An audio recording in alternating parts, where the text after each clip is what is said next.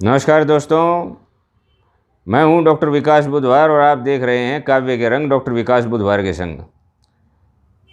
एक व्यंग्यात्मक प्रस्तुति लेकर के आया हूं। व्यंग रचना का शीर्षक है बलात्कार का बहाना सेक्स को दिखाना। एक बार जरा माहौल बनाइए। ये रचना इस तरह से है। जब नारी उत्पीड़न की जघन्य वारदात अखबारों की सुर्खियों में छाई तो विपक्षी पार्टियों ने इस मुद्दे को अपने पक्ष में भुनाया। विपक्षी पार्टियों ने इस मुद्दे को अपने पक्ष में भुनाया। उनका हर जनप्रतिनिधि सड़कों पर उतर कर आया और सत्ता पक्ष ने आनन फानन में पीड़िता के परिवार के लिए बड़े मुआवजे का ऐलान करवाया। अखबारों ने, पत्र पत्रिकाओं ने मिर्च मसाला लगाकर इस खबर को छपाया। कभी यूट्यूब पर वीडियो बनाकर, तो कभी कैंडल मार्च का आयोजन करवाकर, तो कभी मीडिया में चर्चा करवाकर सबने एकजुट होकर माहौल बनाया। अब व्यंग शुरू होता है, देखिएगा। कहा है कि क्या भारत पाकिस्तान के क्रिकेट मैच और किसी अबला नारी के बलात्कार के बीच कोई नाता है? क्या भारत पाकिस्तान के क्रिकेट मैच और किसी अबला नारी के बलात्कार के बीच कोई नाता है? आखिर इन्हीं दो अवसरों पर ये खंड खंड बटा हुआ देश एकजुट नजर आता है। और अब कहानी शुरू होती है, देखिएगा कि धीरे धीरे माहौल गरमाया तो एक फिल्म निर्देशक ने इस दुर्घटना पर डॉक्यूमेंट्री बनाने का ख्याल आया। उसके पास फिल्म पर पैसा लगाने का अपना रीज़न था। देखिएगा, ये व्यंग देखिएगा कि उसके पास फिल्म पर पैसा लगाने का अपना रीज़न था। आखिर वह कमाई का सीज़न था। आखिर वह कमाई का सीज़न था। योजना को अंजाम में लाने के लिए निर्देशक के प्रस्ताव पर लेखक ने कहानी को निर्देशक को सुनाया। कहानी सुनाकर लेखक ने ज्ञान मुद्रा में एक तथ्य बताया।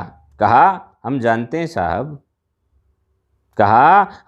हैं साहब, नारी उत्पीड़न तो एक बहाना है, असल में आपको तो सेक्सी दिखाना है। कहा, नारी उत्पीड़न तो एक बहाना है, असल में आपको तो सेक्सी दिखाना है। निर्देशक बोले, वह तो ठीक है भाई, किंतु हीरोइन आपने नहाते हुए तो नहीं दिखाई। हीरोइन के स्नान सीन से मुझे बहुत उम्मीद है। यह जनता ऐसे ही सीन की मुरीद है। मुरीद का मतलब होता है फैन। उर्दू में इसको मुरीद बोला जाता है। तो यह जनता ऐसे ही सीन की मुरीद है। तो लेखक बोले, उत्पीड़न से भला स्नान का क्या वास्ता है? उत्तर मिला, यह लंच से पहले का एक नाश्ता है। हीरोइन गरीब थी, अतः आलीशान बाथरूम दिखाने के लिए हीरोइन की सहेली का किरदार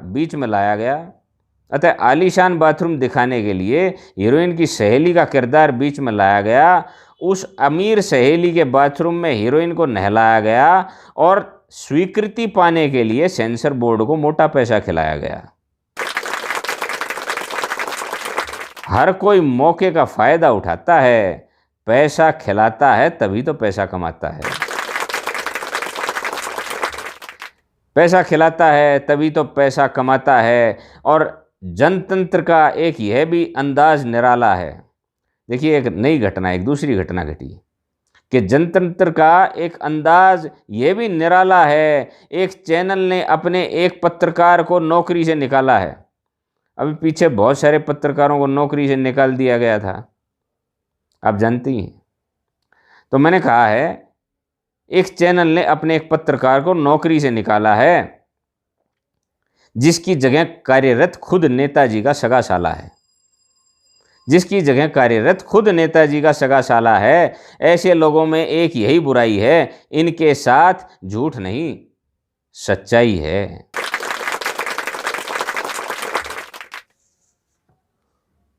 और आगे लिखता हूं कि सुना है उसने सवाल किया था नेताजी से, सुना है उसने सवाल किया था नेताजी से, पूछा सरकार बलात्कार की घटनाओं को कम क्यों नहीं कर पाई है, पूछा सरकार बलात्कार की घटनाओं को कम क्यों नहीं कर पाई है, क्या मुआवजे की रकम एक जिंदगी की भरपाई है।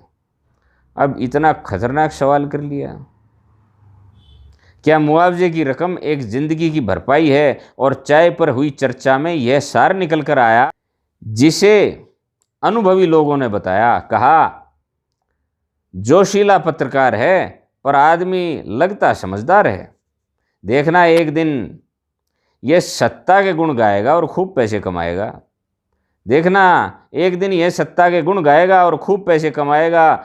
और अब ये कंक्लूजन सार लिखता हूँ कि जब भी कोई नारी अपनी अस्मिता खोती है, सुनिएगा, कि जब भी कोई नारी अपनी अस्मिता खोती है तब समाज में यही चर्चा होती है, आखिर यह समाज पुरुष प्रधान है।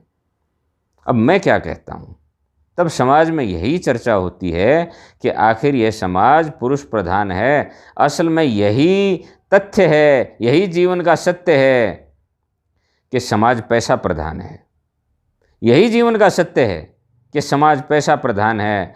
आपने पैसा चाहे जैसे कमाया है, असल तो पैसा ही आपके जीवन का सरमाया है, असल तो पैसा ही आपके जीवन का सरमाया है।